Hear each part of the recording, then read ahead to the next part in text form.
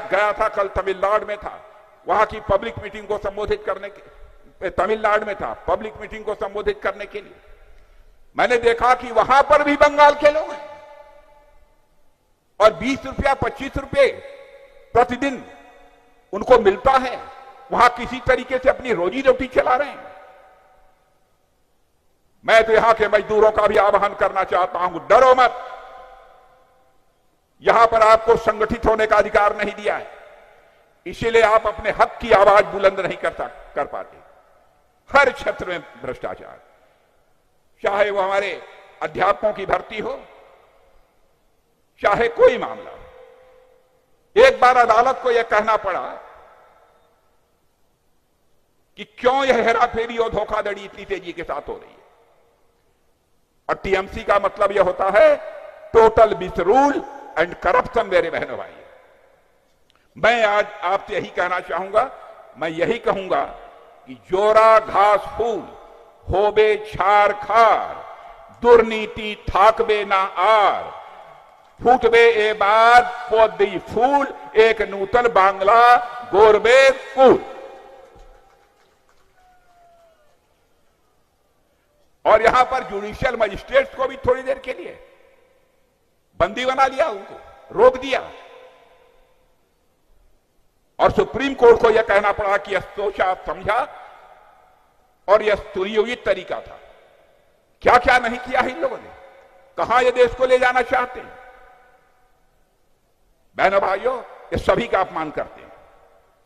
घुसपैठियों को रोकने के लिए मैं जब गृह मंत्री यहां का था तो बॉर्डर सिक्योरिटी फोर्स के लिए मैंने जमीन मांगी, कहने को कह दिया हम आपको जमीन दे देंगे, लेकिन आज तक फेंसिंग के लिए, भारत और बांग्लादेश के बॉर्डर पर फेंसिंग के लिए तार, कटीले तार लगाने के लिए जमीन तक नहीं दी।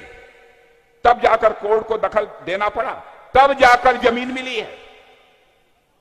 मैं यहां के कर्मचारियों को, सरकारी कर्मचारियों को कहना चाहता हूं, सारे हिंदुस्तान में जहां जहां हमारी सरकारें हैं, 7th पे कमीशन, 7वें वेतन आयोग के अनुसार हम कर्मचारियों को वेतन दे रहे हैं, लेकिन पश्चिमी बंगाल में 6ठे वेतन आयोग के अनुसार उनको वेतन मिल रहा है। मैं पूरे पश्चिमी बंगाल के सारे कर्मचारी भाइयों से कहना चाहता हूं, चिंता मत करो, सरकार बनेगी, 1.5 महीने के अंदर हम 7वां जो वेतन आयोग की रिकमेंडेशन है, जो संस्तुति है, उसको लागू कर देंगे। बीजेपी का जहां तक मतलब है मेरे बहनों भाइयों, बी से होता है भरोसा, जे का मतलब होता है जनसेवा और पी का मतलब होता है प्रोग्रेस यानी प्रगति। इसलिए मैं आप सभी से यह कहने के लिए आया हूं, आप सबका पूरा समर्थन भारतीय जनता पार्टी को खुल कर दीजिए, डरिए मत।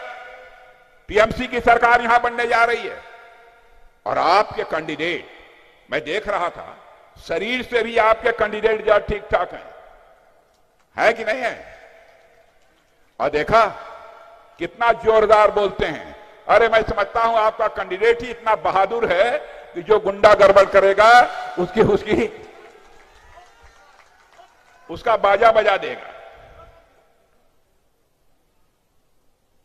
मैं आपको यह भी कहना चाहता हूं, सरकार बना दीजिए, 5 वर्षों में 5 लाख पदों की भर्ती करेंगे। 5 लाख, 5 वर्षों में हर साल 1 लाख भर्ती करेंगे, हर साल 1 लाख की भर्ती करेंगे। कानून और व्यवस्था यहां मजबूत करेंगे। मैं किसान भाइयों से कहना चाहता हूं, आपके फसल की उचित कीमत नहीं मिलती है, आपको हम फसल की उचित कीमत देंगे, जैसा कि हिंदुस्तान के दूसरे राज्यों में दे रहे हैं। और ये अभी मैं देख रहा हूं बड़ी संख्या में हमारे गरीब भाई बहनें, चिंता मत करना, आयुष्मान भारत हमारे प्रधानमंत्री जी ने यह योजना सारे देश भर में लागू की है। पता नहीं क्या हालत है।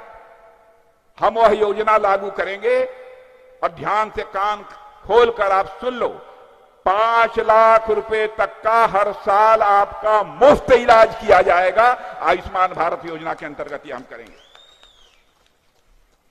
और मत्स्य क्षेत्र में मछली पैदा करने के मामले में हम हिंदुस्तान का नंबर 1 स्टेट पश्चिमी बंगाल को बनाएंगे। महिलाओं के ऊपर जुल्म जो अत्याचार करते हैं उसके लिए हम दुर्गा स्क्वाड का गठन करेंगे और जो महिलाओं के साथ गड़बड़ करने की कोशिश करेगा, उन्हें परेशान करने की कोशिश करेगा, उन्हें कड़ी से कड़ी सजा दी जाएगी। बहनों भाइयों, मैं आपको विश्वास दिलाता हूं, कानून का राज होगा भारतीय जनता पार्टी की सरकार बनने के बाद। मैं आपको विश्वास दिलाता हूं, आपको ही तय करना है कि आप क्या चाहते हैं, डर चाहते हैं या सुरक्षा चाहते हैं। मैं आपसे पूछता हूं, बतलाइए, आप डर चाहते हैं कि अपनी सुरक्षा चाहते हैं? आप भ्रष्टाचार चाहते हैं कि विकास चाहते हैं? आप दादागिरी चाहते हैं या लोकतंत्र चाहते हैं? बहुत अच्छा, तो समय आ गया है मेरे बहने भाइयों, बदलाव के लिए तैयार हो जाइए। अब यह चुप रहने का समय नहीं है, अब बिल्कुल हिम्मत के साथ घरों से बाहर निकलने का समय है। यही अपील करने के लिए आप सबके बीच आया हूं। बदलाव जरूरी है क्योंकि हमें विकास चाहिए, क्योंकि हमें सुरक्षा चाहिए। इसलिए मैं कहना चाहता हूं, डर जो आपके भीतर पड़ा हुआ है, उस डर को आउट कर दीजिए। अब भरोसे को, विश्वास को इन कर दीजिए, अपने अंदर लाइए। यह चुनाव डर बनाम भरोसे का है, डर बनाम भरोसे का है। और मैं कहकर जाना चाहता हूं, सुन लेना, 4 मई को जो अब तक पश्चिम बंगाल में अंधेरा है वह खत्म होगा, नई सुबह आएगी, नई रोशनी आपको देखने को मिलेगी और बंगाल में कमल का फूल खिल कर रहेगा मेरे बहने भाई। इसलिए आज के अवसर पर इससे ज्यादा कुछ न कहते हुए मैं पुनः एक बार आप सभी को इस चुनाव के लिए अपनी शुभकामनाएं देता हूं और मैं कहूंगा, और मैं कृष्णकांत जी शाह को मैं कहना चाहता हूं, कृष्णकांत, आप चुनाव जीत रहे हो, मैं कहकर जा रहा हूं, मेरा लंबा अनुभव जनता का मूड देखने के बाद, और मैंने देखा सड़कों पर जितने लोग आ रहे थे, सारे लोग आ गए होते तो मैं समझता हूं कि यह भीड़ यहां से लेकर वहां तक की होती। लेकिन कुछ बेचारे आए, कुछ महिलाएं थी, छोटे बच्चे थे, उनको वापस भी यहां से निकलना पड़ा। और आपके कैंडिडेट बहुत बहादुर कैंडिडेट हैं, इनको भारी मतों से विजय दिलाइए मेरे बहनों भाइयों। यही अपील करते हुए और आप सबको धन्यवाद देते हुए अपनी बात समाप्त करता हूं। बोलिए भारत माता की, भारत माता की जय श्री राम, जय श्री राम। धन्यवाद। असंख्य धन्यवाद